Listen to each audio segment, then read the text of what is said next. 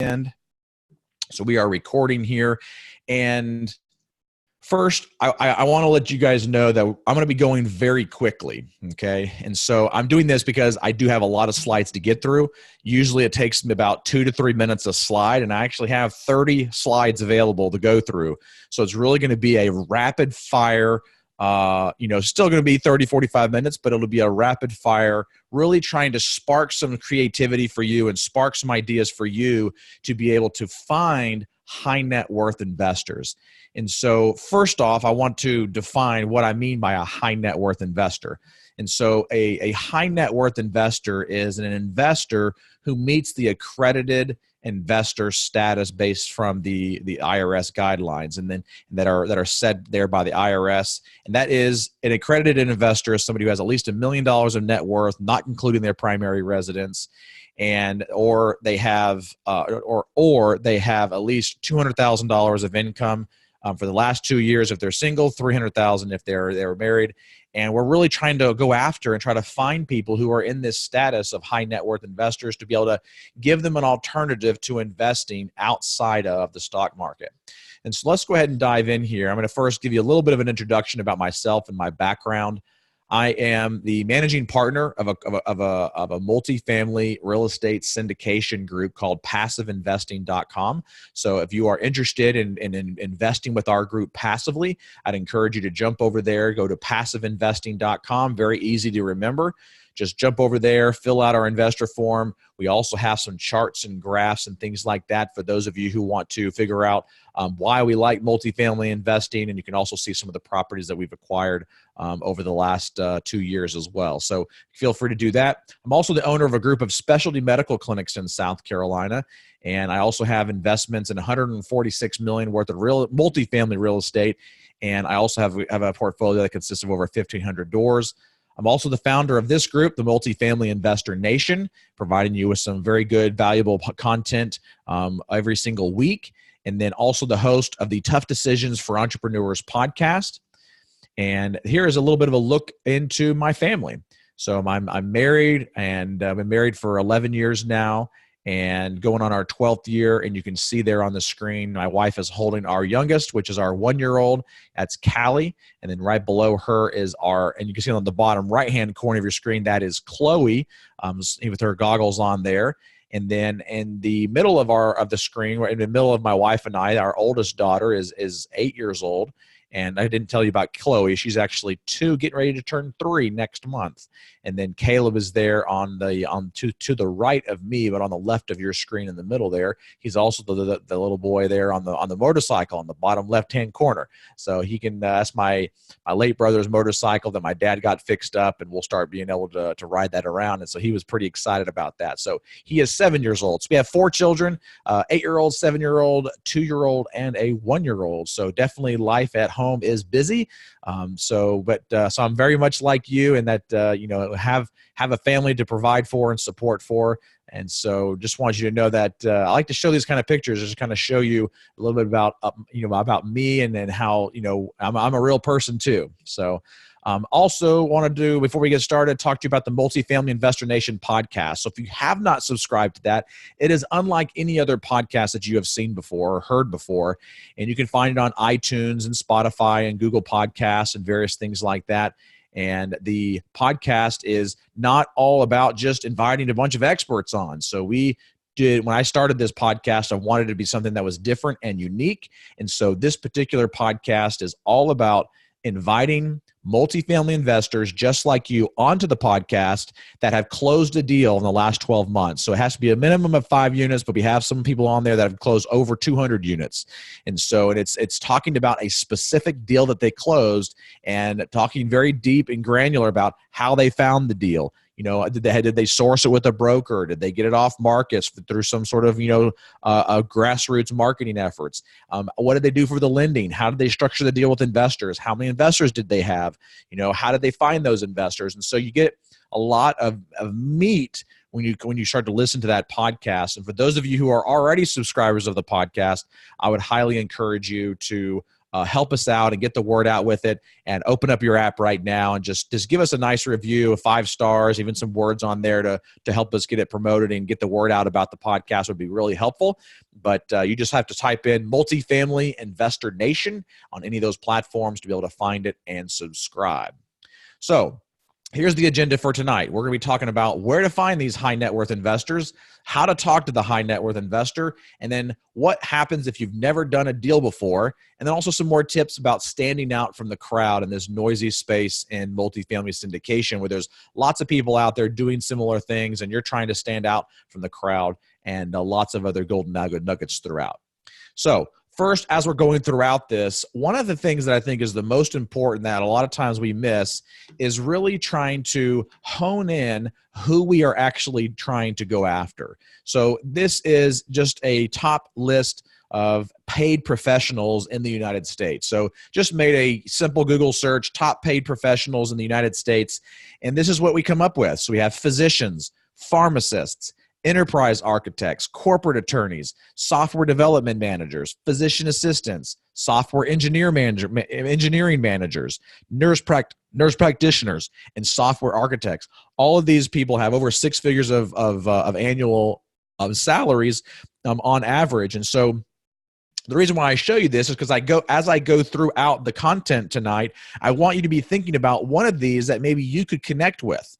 On some level or another, this is a list that you could possibly connect with.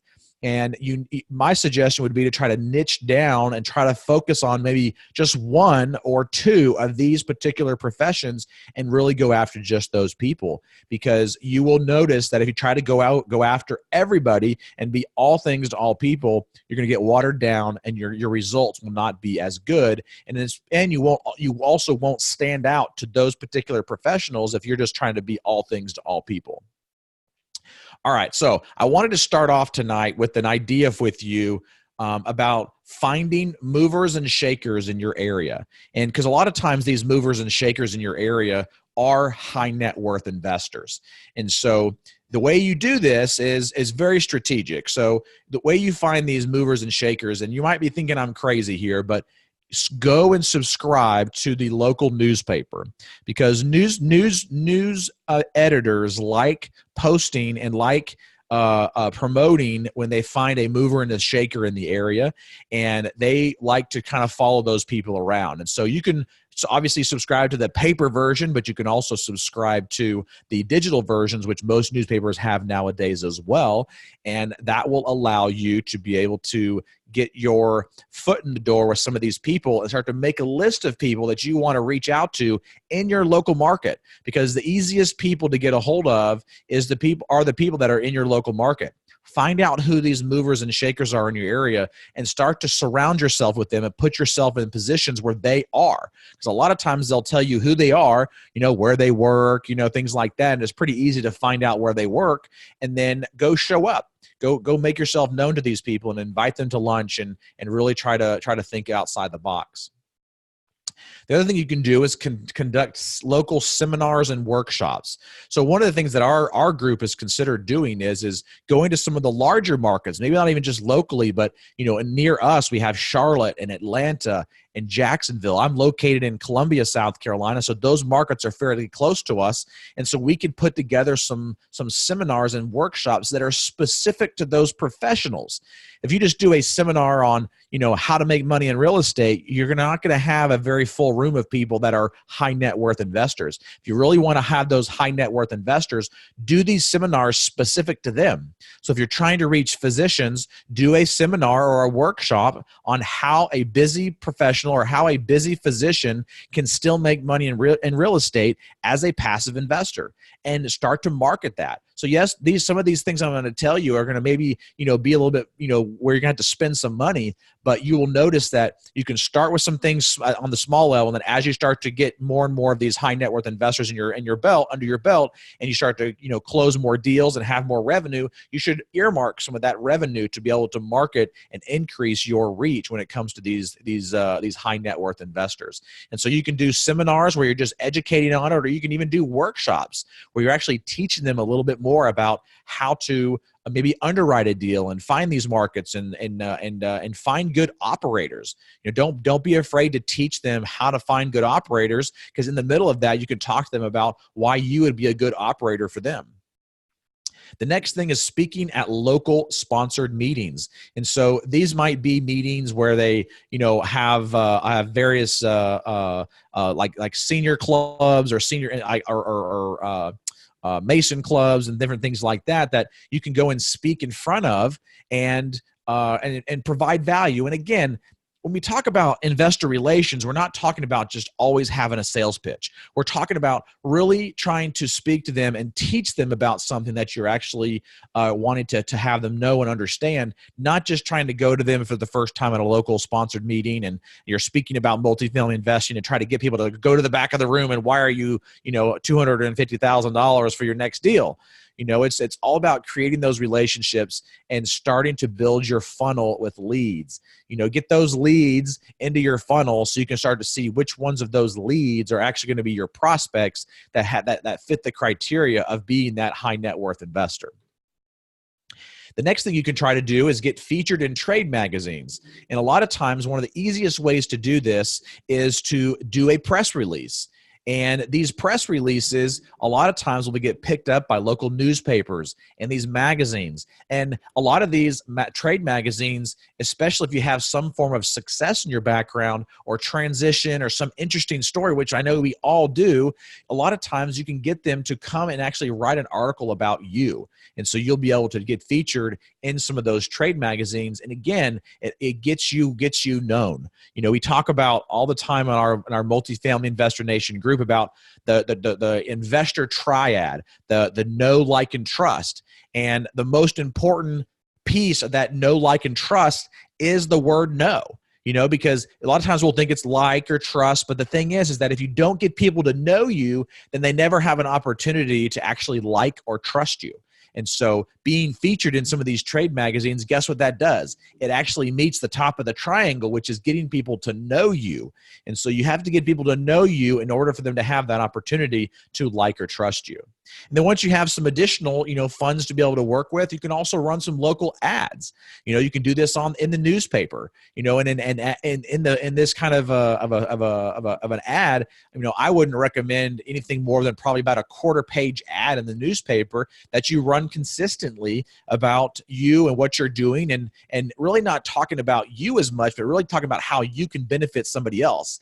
Because whether you're doing newspaper or radio or any type of marketing, everybody is walking around with an antenna on their head, and that antenna is tuned into one radio station. It's tuned into WIIFM. That's what's in it for me. And you have to always think about that when you're creating any type of marketing, whether it be a blog article or a Bigger Pockets post or anything that you're doing on LinkedIn, or even these local ads when you're writing a newspaper ad or putting some ads on the radio. You have to be thinking about that everybody who's listening to that newspaper ad or listening to that radio ad or reading that newspaper article, they're thinking in their head, what's in it for me? And so you have to always have that in mind.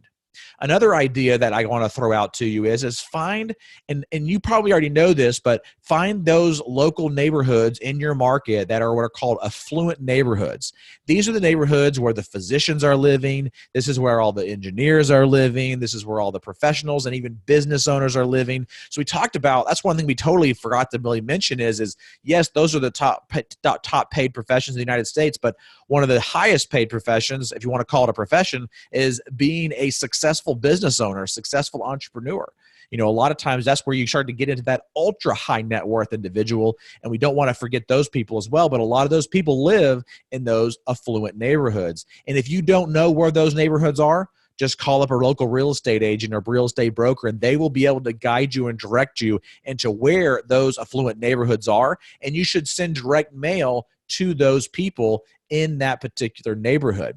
A lot of these neighborhoods will have a clubhouse associated with the neighborhood, and you can even put together some neighborhood seminars or neighborhood workshops or talks or networking events specifically for these people that are in these affluent neighborhoods.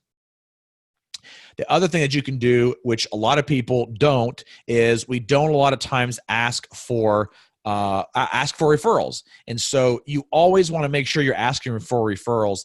The hard thing is that when you're getting started, when you're building this list, it's hard to ask for referrals because most people won't give you a referral unless you have performed for them. And so usually in this space, until they actually start to receive their first distribution and see that they're actually getting a return off of their money, at least initially, a lot of times it's going to be hard for you to start to get those referrals. But I can guarantee you that you will start to get those referrals. And it's one of those things that you should plant the seed in the mind of your investor on some of your initial phone calls and initial contacts with them to let them know that you really look forward to having some referrals from their family and friends that are in their network that might be interested in these types of investments, just to plant that seed and not really asking for it right now, but just kind of pre-framing it ahead of time before they even invest with you, that you want to perform so well for them that they want to be able to refer their family and friends. But this can also act in the opposite direction, where they will also maybe not want to refer to you if you cannot perform or you do not perform like you projected. Another idea here, let me pull up here. Another idea here is taking investors to dinner and asking them to bring a friend.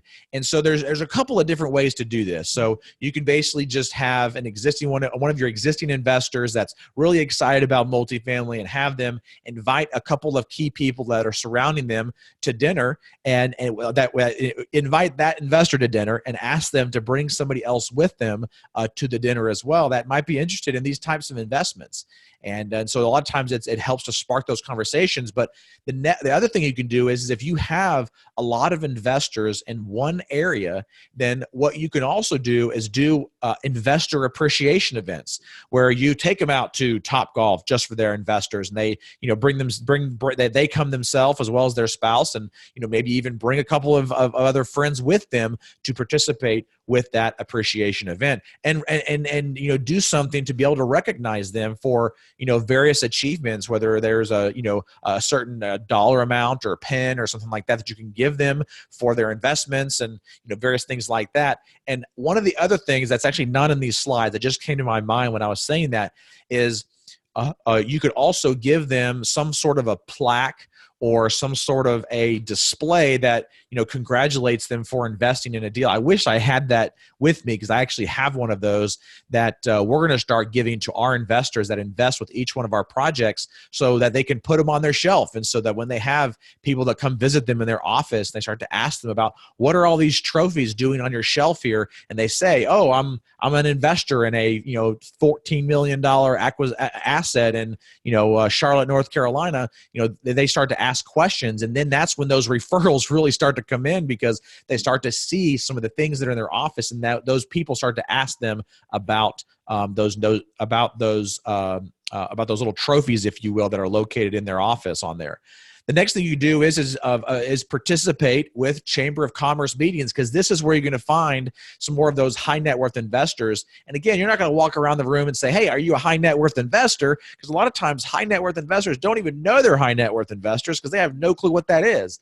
But what you're going to do is build relationships. And that's the whole key thing here is making sure that you are constantly building relationships with the people that you come in contact with. Not just trying to hard sell them into investing with you, but what I like to do when I meet somebody is I try to figure out what is an area that I can provide value to them. How can I support them? What can I do to maybe refer some business to them, or provide some value in a different area in a different way, and then also talk to them about what I'm doing. So the more you talk about what you're doing, the more they're going to be interested in hearing more, because they're going to have that FOMO, that fear of missing out.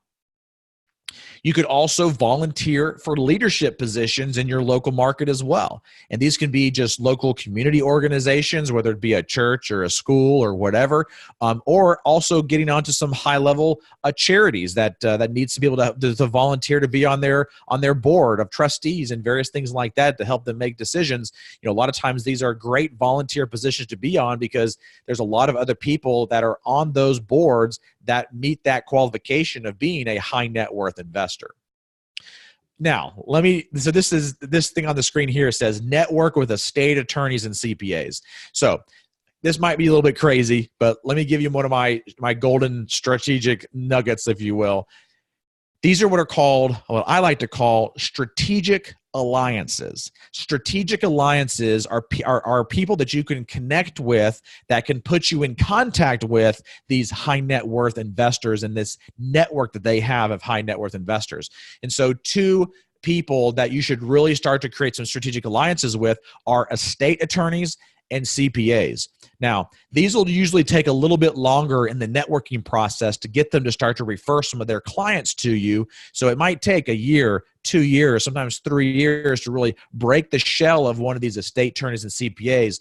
But the thing is that once you start being consistent and once you start showing up and you start providing value to them, refer them some people, refer them some clients, take them out to lunch, really court them and try to create some of those strategic alliances, it will really be a game changer for you, because those are the people, those estate attorneys, not real estate attorneys, but estate attorneys and CPAs are the ones that are usually very cognizant of the financial status of an individual, and they will be more than willing. They would be more apt to refer people to you than other types of professions as for those strategic alliances. So one of the things I hope that you're seeing here is that you got to start thinking outside of the box, right? And so a lot of these ideas that I get are not coming from other multifamily syndicators and not coming from other multifamily real estate events that I'm a part of. They're coming from the financial services industry. They're coming from the insurance brokerage industry. They're coming from the wealth management industry. And so one of the things that you should start to do to start to think outside the box and reaching these high net worth investors is go do some research on how financial service industries actually market to, and these wealth managers actually find these high net worth investors.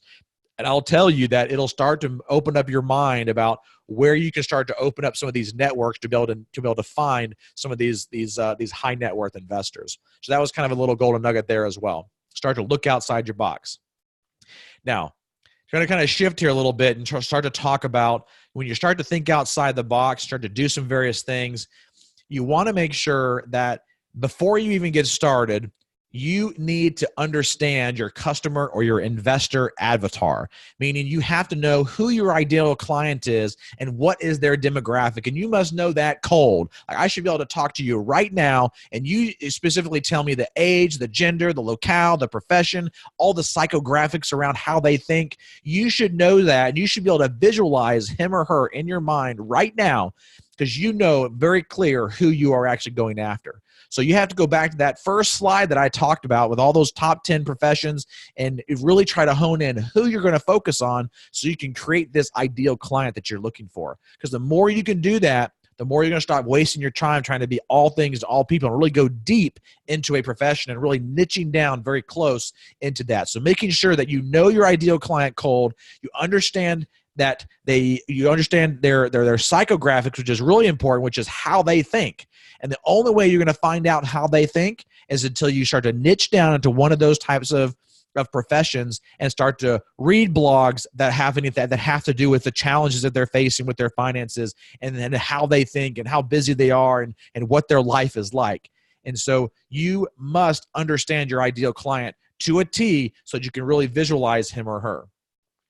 Another strategic thing, which we kind of already hinted at earlier, is give your investors referrals too. So if you're networking with an attorney, or if you're networking with a CPA, some of those strategic alliances, or even somebody who maybe owns a local pharmacy or something like that, give them some referrals too, and make sure that they know that you referred them, so that they can make sure that you get that credit, not necessarily financial credit, but just that so that they know that you are thinking about them too.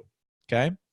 The next thing I would suggest you do is that we're kind of shifting here and talking about really, once you get these high net worth investors into your fold, what do you do to maintain that list? And what do you do to make sure that they don't go outside of your fence, if you will, that you've created around your herd or your list, to make sure that you keep them connected to you as much as possible? So one of the things you can do is actually mail a newsletter. I was actually on the phone today with a copywriter out of Canada who is going to be starting our newsletter. And what we're going to do is very similar to another group that I've seen, is they actually are going, we are actually going to interview over the phone some of our investors and tell their story within the newsletter. And so that can be something that you can send out monthly or quarterly. I would suggest doing it monthly and actually mail this thing. Do not email it. You're going to have a totally separate email newsletter that you'll send out as well, but it'll be a little bit different. But this is one that you're going to mail, snail mail. Yes, I did say that, snail mail to your investor list. And so that way you can show up. And another thing that you can do too, which this is kind of an aside, but when things come to my brain, I have to share them with you. Not only mail your newsletters, but when you start to mail your newsletters, you will now have built a mailing list of your investors where you can now start to mail your deals to them. So instead of just sending out an email and getting 40, 50, 60% open rate, you can now start to mail them a letter, which will also include some information about you can actually start to mail them some information so you can make sure that they actually get it. So make sure you get as much information from them as possible so you can start to send them some of these snail mail items.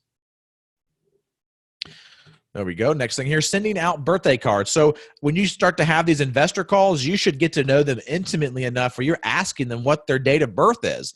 And of course, a lot of times when you're filling out certain documents and forms and things like that for you, you're going to find that information. But it's good to find this information out and put it in your database so that you can remember to be able to send out some of these birthday cards. And as you grow, what I do is I have my assistant actually maintain this list, and my assistant actually creates these birthday cards for me, but I hand write them inside and sign them myself, but then she puts the mailing address on them and stamp and mails them off. But I can't tell you how much people enjoy getting birthday cards in the mail because nobody does it anymore, right? And so when they start to go to the mailbox, they start to see you, and a lot of this is really about being top of mind and trying to have that top of mind awareness. And then another thing you could do too is find out what their favorite restaurant is, maybe a favorite restaurant or two in the local area, and figure that out, because as they start to send you more people and start to refer some investors to you, a lot of times you can send them a little thank you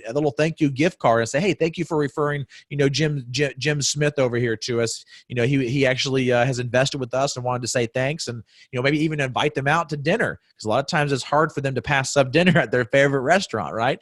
So these are just some additional things. The other thing you can do in addition to those gift cards is just send out some thank you letters. Nobody does this anymore either, where they just hand write a simple thank you note. It doesn't take but a few seconds to write a little thank you and saying, hey, thanks for referring this person, or thanks for thinking of me, or thank you for investing in this last project or deal, and just really starting to make them feel like a person and not just a number is really important. And then another thing I would suggest here is contact your investors at least once per month in some form or fashion, preferably via over the phone or via that snail mail is at least at the very minimum what you should be doing.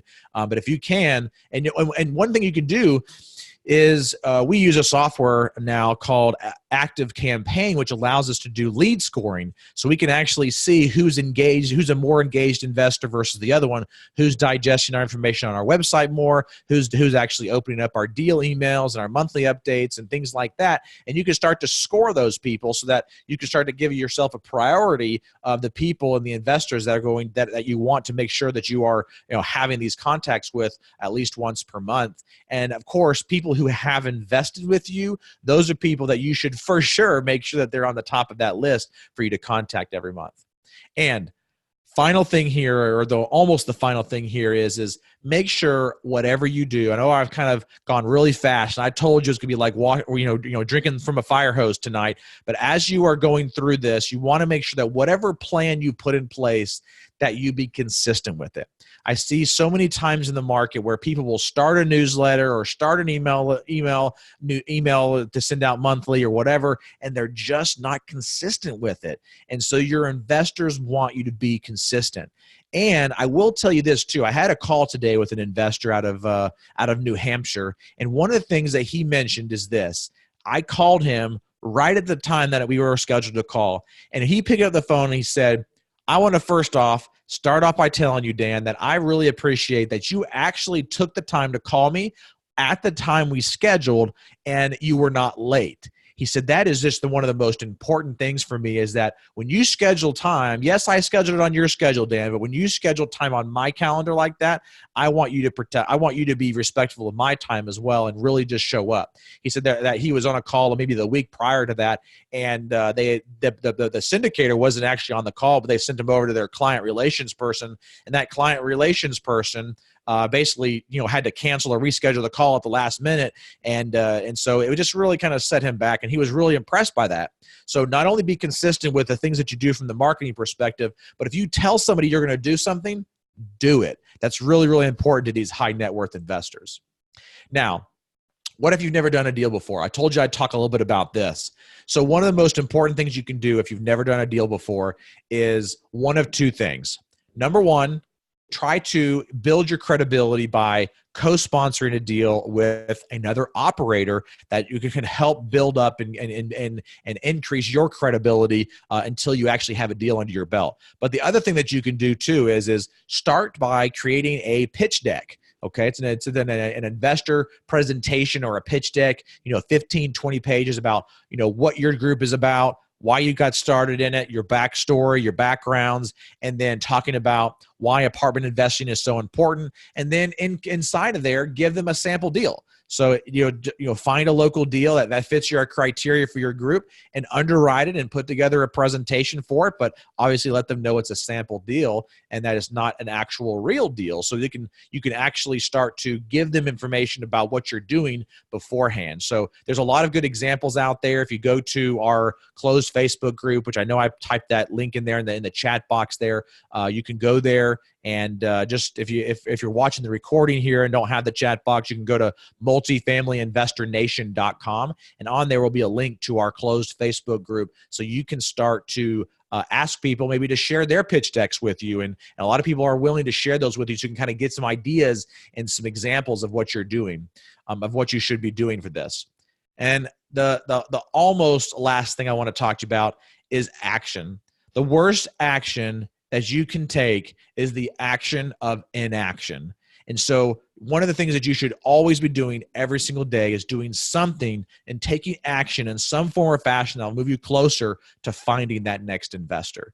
And then the last thing I'll leave you with tonight is always remember that version 1 is better than version 9. And you should take that, write it down, put it on a sticky note, and put it on your computer. And because you're probably sitting there thinking, I have been thinking about this way too long. I've been overthinking things. You just need to start. You need to just go and do the first thing. The second thing will come later. The third thing is kind of like the law of the first deal, right? It's the law of the first action that you take to get your next multifamily high net worth investor to invest with you. And that's version 1. And so get to that version 1, because version 1 is always better than version none. So final thing here I wanted to leave you with is the podcast again. And if you are interested in joining us on the podcast and sharing your story about a deal that you've closed in the last 12 months, whether you've exited the deal or whether you've closed the deal, you have to be the main operator on the deal for us to invite you onto the podcast. But you can shoot me an email, dan@multifamilyinvestornation.com, and I would be glad to be able to invite you onto the podcast.